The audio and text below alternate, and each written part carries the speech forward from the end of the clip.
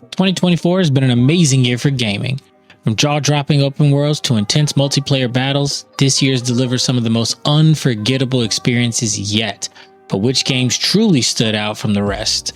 Today we're going over the top 10 games of 2024, the must-play titles that define this year. Whether you're into action-packed shooters, epic RPGs, or mind-bending indies, we've got something for everyone. So sit back, grab your controller, and let's dive in.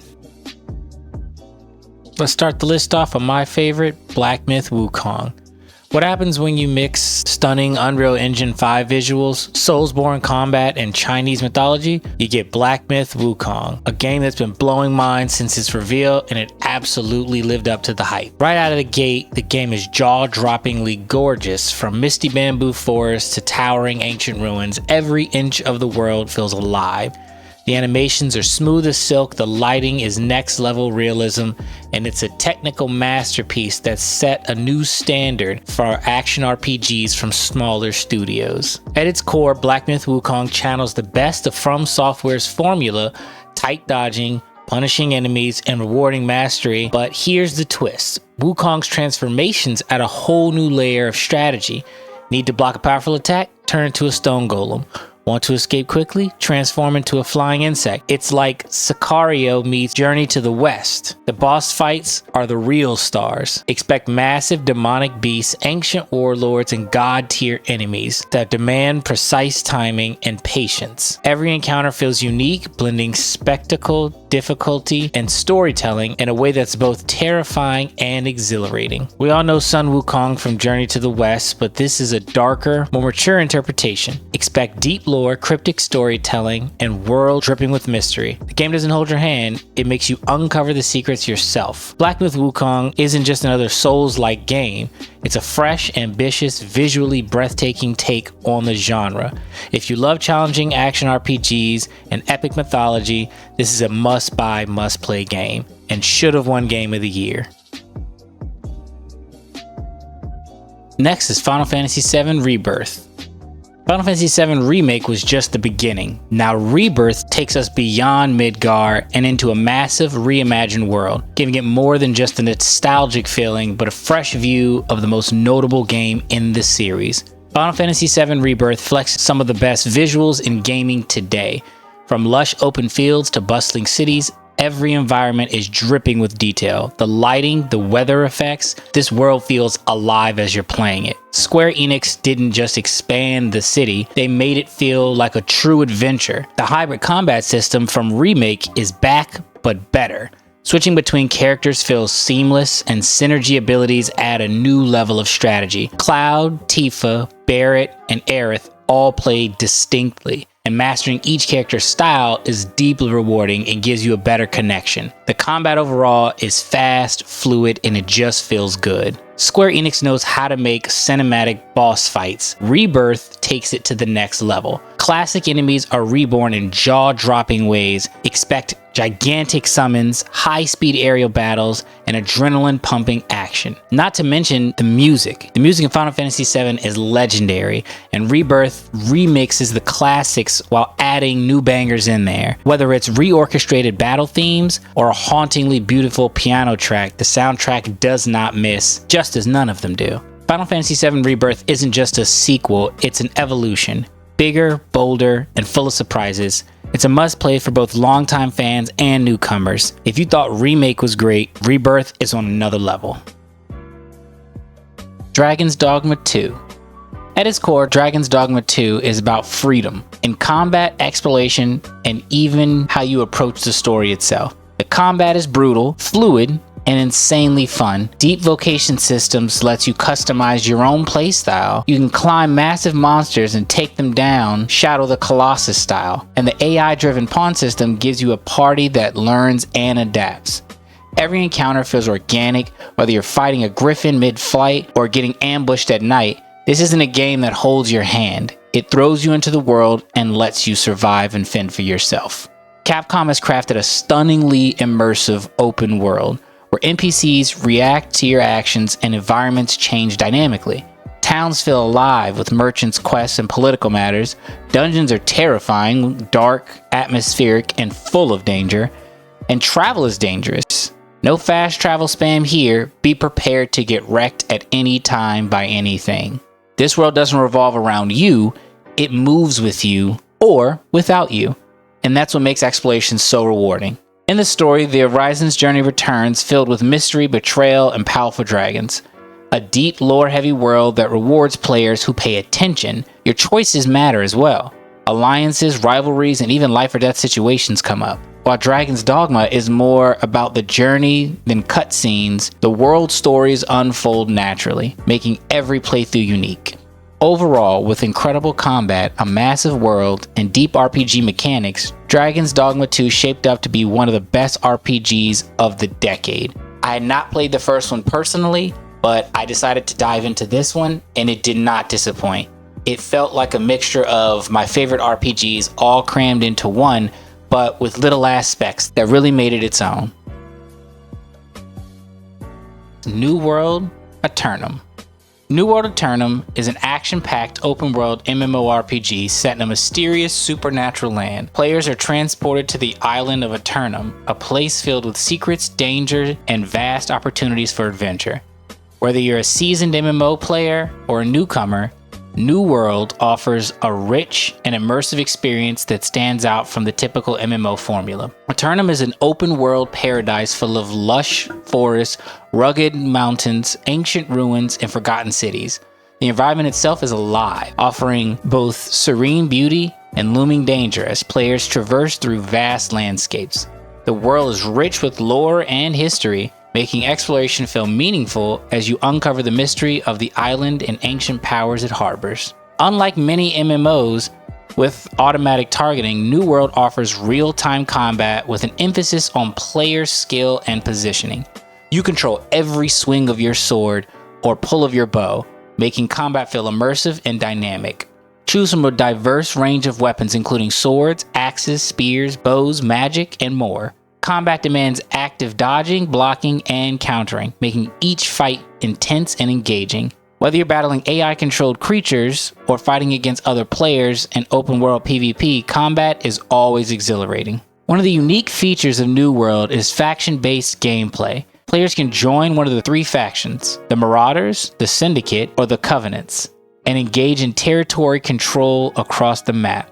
As your faction battles for dominance, PvP wars and sieges for towns and forts play a critical role in the game's economy and power structures. Factions can control key areas, allowing them to tax settlements and collect resources. There are wars and skirmishes where players compete for control of regions, adding an extra layer of tension and strategy. New World has a deep crafting and resource gathering system, from fishing to woodcutting to blacksmithing. The game offers extensive ways to contribute to the world's economy and your own survival. Crafting is vital, as armor, weapons, and items are player created, ensuring that everything you own has been earned. The world is filled with mineral deposits, herbs, and animals for crafting and trading. Trading posts and bartering between players ensures the economy is dynamic and allows changing based on demand. New World Aeternum wins easily because it's engaging combat, massive world to explore, territorial control through faction systems, crafting and economy, and the in-game content. This game's been out for PC for quite some time now, but since it dropped on console, it really reshaped my view of MMORPGs. While there are plenty out right now and have been out for decades, this one stood out for me simply because the amount of monotonous and non-monotonous activities you can do. And there are even little things in there they added that other large games of this scale, aka MMORPGs, don't always have. From auto-directional movement, if you just click in the sprint button, it'll keep you on the path you're on, to one-button resource gathering. Instead of tapping a button every single time I want to chop at the tree or try to knock out an emerald, all I have to do is press it one time and the action's carried out. Overall, it was a heavy success through the detail orientation, the combat, and the overall look and feel of the game. The First Descendant. The First Descendant is an action-packed third-person looter-shooter set in a sci-fi universe where players take on roles powerful descendants, individuals chosen to protect humanity from the overwhelming alien threats. With fast-paced combat, immersive world building, and an expansive loot system, this game shaped up to be an exciting addition to the genre in 2024. The combat was fluid, dynamic, and tactical. At its core, the First Descendant offers exciting, fast-paced combat that combines shooter mechanics with RPG elements. The game focuses on smooth, intuitive shooting where players can use cover systems, ADS, and unleash powerful abilities. Each Descendant has access to unique powers and skills, adding an element of strategy to battles. Whether it's teleporting behind enemies or deploying defensive shields, combat feels both tactical and cinematic. The game emphasizes fluidity in movement, allowing players to dodge, jump, and slide with ease, making encounters both fun and fast-paced. The world of the First Descendant is full of danger, mystery, and intrigue. Set in a post-apocalyptic future, players explore a world ravaged by an alien invasion, battling enemies across diverse environments. The game features a variety of open-world landscapes, from ruined cities to alien-infested jungles, providing players with stunning visuals and immersive locations to explore. The game's narrative is rich in world building, with massive factions, alien races, and ancient technologies to uncover. This lore is deeply embedded into the missions, environment, and enemy designs, adding depth to the overall story. Loot is a core part of the First Descendant, with an emphasis on collecting powerful gear, upgrading your character, and customizing your playstyle. From guns to armor, the game offers a vast selection of loot, each with randomized stats and mods, making every drop feel unique. You can mod your weapons and upgrade your abilities, tailoring your character's strengths to suit your preferred playstyle. Whether you're a tanky damage dealer or a stealthy sniper, the game has build for you. As you progress, the game features loot-based progression, including raids, boss battles, and co-op missions, where you can acquire even more powerful gear and level up your Descendant. The First Descendant places a strong emphasis on co-op multiplayer, where players team up to take down massive enemies and conquer tough challenges together. Join forces with friends or random players to tackle missions and bosses. The dynamic team-based combat allows cooperative play, where teamwork is essential to success. Alongside PvE missions, the game offers PvP modes for those who want to test their skills and mettle against other players in competitive battles. The First Descendant hit the ground running when it initially was released. The player base skyrocketed for the initial first few months, much like every other MMORPG, especially a looter shooter based MMORPG. But the way it succeeded was engaging combat, rich world building, loot and customization with decent RNG, a heavy co-op focus, and stunning visuals. Overall, I tried to solo this game quite a bit when I initially started playing. I didn't want to team up. I wanted to loot, shoot, take everybody out as much as I could. If it could be done with multiple people, I still did it solo up until a certain boss level where you start to realize there's advantages to having other players with other roles. Once you start building a decent team out, or even join random teams and hope that they're built out correctly and know how to fight the bosses that you're playing, the game became 10 times as fun. I actually did raids. I stayed in there long enough to finish the main story, get max gear, and even level up beyond the normal Descendant you can get. It was a must play and still has content coming out as they improve the game more and more. Move over, Mario. PlayStation's got a new platforming king. Astro Bot is one of the most creative, bold, and purely fun games of 2024. Right away, Astro Bot pops off the screen. This game is a love letter to PlayStation history, filled with vibrant colors, smooth animations, and jaw-dropping level designs. Every world feels like a playground of creativity, packed with Easter eggs and surprises. And let's talk about Astro Bot himself. Extremely expressive and makes every jump, punch, and hover feel alive. And this isn't just a great platformer, it's one of the best feeling games you'll ever play, more especially in 2024. It has tight and responsive controls to make every movement a joy, creative power-ups like rocket boots and stretchy arms, haptic feedback, and adaptive triggers that make every action feel real and responsive. From gravity-defying jumps to epic boss fights, Astro Bot constantly throws fresh ideas at you, and it's never repetitive, just pure, uninterrupted fun. And the music, absolute fire. It's catchy, energetic, and perfectly fits every level it's placed. And the PlayStation references, next level. Whether it's a little Kratos Astro or a Metal Gear Solid moment, the game is packed with surprises that PlayStation fans will love. And the boss battles are pure spectacle. Massive, creative, and full of unexpected twists. Each fight feels unique and rewarding in its own right. And yes, the DualSense controller makes it feel even that much better. This game did win Game of the Year, which I was against. I thought Black Myth Sun Wukong should have won, as did many other people. But after having played through the entire game myself, I see where the creativity took hold in this game and made it push above and beyond all the rest. I don't know whether I personally would say it's better still, but this game is absolutely amazing and no one can argue that. Helldivers 2. Helldivers 2 ditches the top-down view for the third-person shooter experience, making action more immersive, more brutal, and more insane. But don't worry, this is still the Helldivers we all knew and loved from 1, just upgraded to the fullest. Squad-based tactical action, where teamwork is life or death. Massive enemy hordes of Terminids and automation forces, and stratagems are back. Want an airstrike, a turret, a mech suit? Call it in, drop bodies. Friendly fire is always on, because what's Helldivers without accidentally blowing up your squad? This game doesn't just reward skill, it demands coordination and controlled chaos. Each mission drops you into a hostile territory with random objectives, brutal enemy AI, and some of the most intense battles in any co-op game. Bugs, swarms of them. They can eat you alive. Robots, heavily armored, heavily intelligent, and absolutely relentless. Death, inevitable, multiple times. But that's what respawns are for. Every mission feels like a desperate last stand, and surviving with your team feels incredibly rewarding when you make it to the end. Combat in Helldivers 2 is weighty, satisfying, and explosive. The weapons feel powerful, the ammo is scarce, and tactics matter. Running and gunning, that's how you die fast. Guns hit hard. Some things that felt great in the game for combat were: guns hit hard, whether it's a standard assault rifle or a massive railgun. Explosives are devastating, just try not to nuke your own team with them. Stratagems equal tactical mayhem. Need a supply drop, airstrike, orbital nuke? Call that sucker in and let it rip. And let's not forget about the best part, when your friends and you get surrounded and you accidentally drop an orbital bombardment right on top of them. If you love the over-the-top Stargate Trooper style humor, you'll love Helldivers 2. Everything is propaganda-fueled nonsense, and the game fully embraces its ridiculousness and hyper-patriotic, war-mongering tone.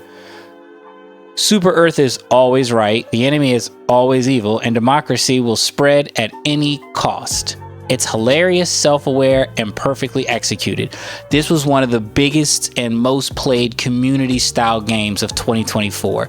It was almost like a cult following when it came out. There were news stories even being made about how dedicated Helldivers were to taking over certain missions or planets or areas where the developers were responding to the players in real life based on their dedication level. To me, I'd say this was the fan pick of 2024 for multiplayer madness. Warhammer 40k Space Marine 2. If you ever wanted to feel like a Space Marine, this is it. Forget cover shooting. This is a non-stop melee-infused, bullet-ridden power fantasy where you're an 8-foot-tall, genetically enhanced war machine built Ford tough. Not sponsored. The gameplay is fast, fluid, and has brutally satisfying combat. Chain swords, bolters, and heavy weapons that feel powerful. Hordes of Tyranids, hundreds on screen at once, sometimes thousands. Seamless melee and range combat lets you rip and tear in style. The combat is weighty, relentless, and incredibly fun. Every kill feels earned, and every battle feels like a true Warhammer 40k experience. Unlike the orcs of the first game, this time you're facing the Tyranids, a relentless, hive-minded swarm that never stops coming. Hundreds of enemies at once, true large-scale warfare. Enemies are fast, aggressive, and always adapting. Each battle is a desperate, heroic stand against the horde. The scale of the combat is jaw-dropping. You're not just fighting, you're surviving against overwhelming odds. Captain Titus returns, but this is a darker, more desperate war. gritty, no-nonsense Warhammer storytelling. A universe of war, sacrifice, and loyalty to the Emperor. Every moment feels like stepping into a Warhammer 40k novel. The atmosphere is heavy. Massive battlefields, gothic architecture, and the signature grim dark aesthetic. If you love brutal, non-stop action, giant battles of a massive scale, and feeling like an unstoppable force of destruction, Space Marine 2 is a must-play. This isn't just a great Warhammer game, it's shaped up to be one of the best action games of the year. I myself hadn't played any Warhammer games prior, read none of the novels. I've heard about it, I know lightly the structure of the power system in some ways, but when I played it for myself, the scale just blew my mind. There are some moments where you're gonna look and be like, are those actual enemies coming for me, or is that a background army just moving through? And then you start shooting and they start dying. Tekken 8. Is this the best Tekken ever? With next-gen visuals, new mechanics, and a roster packed with legends, Tekken 8 is determined to claim the throne. Tekken has always been about precise combos, mind games, and raw skill, but Tekken 8 turns up the heat. New heat system makes fights more aggressive and strategic, juggles and wall breaks feel more cinematic than ever, revamped rage arts, which means even more brutal finishers. Movement feels smoother, making defense and counterattacks even deadlier. Tekken is known for depth, and Tekken 8 refines it without losing its hardcore roots. Whether it's a veteran or a newcomer, it's the most satisfying Tekken experience yet. The character lineup is stacked, featuring returning favorites and brand new challengers. Jin versus Kazuya's feud is at its peak. Paul, Law, King, and Nina are back and better than ever. New fighters bring fresh styles and insane combos. Every character feels distinct with more personality and depth than ever before. And yes, Paul's hair is a meme, but he's a beast. Tekken has always had one of the wildest stories in gaming. Tekken 8 continues the insanity. Jin versus Kazuya's final battle? Does it happen? Is it crazy? Insane cutscenes and over-the-top fights. Tekken lore still makes zero sense, but we love it. It's pure fighting game storytelling madness, and we wouldn't have it any other way. Tekken 8 is stunning. Built in Unreal 5, every punch, kick, and explosion feels real. With jaw-dropping character models, explosive stage destruction, and incredible soundtrack, hype-inducing bangers, this is the best Tekken ever, and possibly the best fighting game ever made. Scratch that. Mortal Kombat's better. Next up was my personal favorite fighting game of the year, Dragon Ball Sparking Zero. The heart of Dragon Ball Sparking Zero is its intense combat system. If you played other Dragon Ball fighting games, this one picks up the pace with even more fluid mechanics. High-speed, combo-driven gameplay, battles are fast and visceral, allowing for rapid attacks and fluid combo chains that make every fight feel like an epic battle. Signature Dragon Ball moves from the Kamehameha Wave and the Final Flash, every character brings their signature moves to the table. The game captures the feel of the anime and makes you feel like you're throwing out those iconic blasts yourself. Much like in the anime, characters can transform into their Super Saiyan forms or unleash their ultimate abilities, giving players the chance to turn the tide of battle with flashy power-ups. The game features a huge roster of characters from across the Dragon Ball universe. It had classic and modern fighters like Goku, Vegeta, Frieza, and Piccolo, but also Dragon Ball Super characters like Goku Black and Jiren. There's unique playstyles. For each character, there's their own fighting style. Goku is all about fast attacks and energy blasts, while characters like Broly, powerful earth-shattering moves, and unlockable characters. As you progress through the game, you'll unlock additional fighters, ensuring there's always a new challenge to face. Unlike previous fighting games in this franchise, Dragon Ball Sparking Zero offers an engaging story mode. The game presents a new chapter in the Dragon Ball lore, introducing new villains, challenges, and locations. Decisions you make can impact the course of the story, creating an experience that can feel tailored to you as the player. The main story revolves around mysterious foes threatening the world, and you'll fight your way through iconic battles to uncover the truth.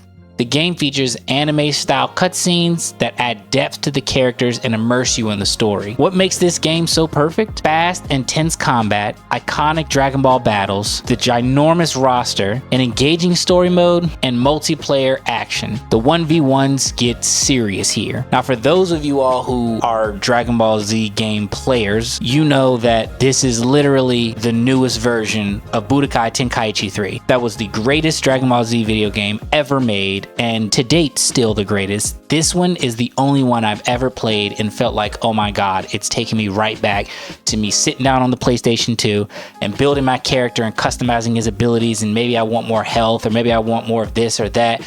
I would get Birder and just dump more speed on him so he'd be infinitely fast, and combos of 1-2 buttons would do 35 hits. And this just gives you that nostalgic feeling while also knowing, can I beat my friend? Yes, I can. To wrap things up, there were 5 honorable mentions: Silent Hill 2 Remake, Indiana Jones and the Great Circle, Throne and Liberty, Call of Duty 6/Zombies, and Neva. In addition to the honorable mentions, it's going to be Marvel Rivals. So this game is one of the biggest games in the world right now, but it came out December 6th fully for everybody out of the beta and alpha stages. And while it was picking up really quickly in December, it didn't overshadow all the games throughout the year. But this year, 2025, it is astronomically huge. So definitely needed a mention. All these games in their respective categories did very well through the year, stood out in some ways, but just didn't really make the cut. The way that I structured this was based on both player ratings, critic ratings, and lastly, how I personally felt about the games. I weighted myself the least at only 10% of the overall score, but even still, it swayed something like Throne of Liberty not making it, while New World did. Overall, 2024 had an amazing selection and array of games get released. One in every category at a minimum, from RPGs to first-person shooters to fighting games. There was something for everybody to play, and surprises throughout the year. Personally, I didn't expect some games to pop out as well as they did, and others didn't really amount to what I thought they would be. Talking to you, Star Wars Outlaws. But overall, 2024 was an amazing year for gaming. In 2025, we're here and ready to play. Thanks for watching. Be sure to like, comment, subscribe if you like the content. Catch y'all in the next video. Bye bye.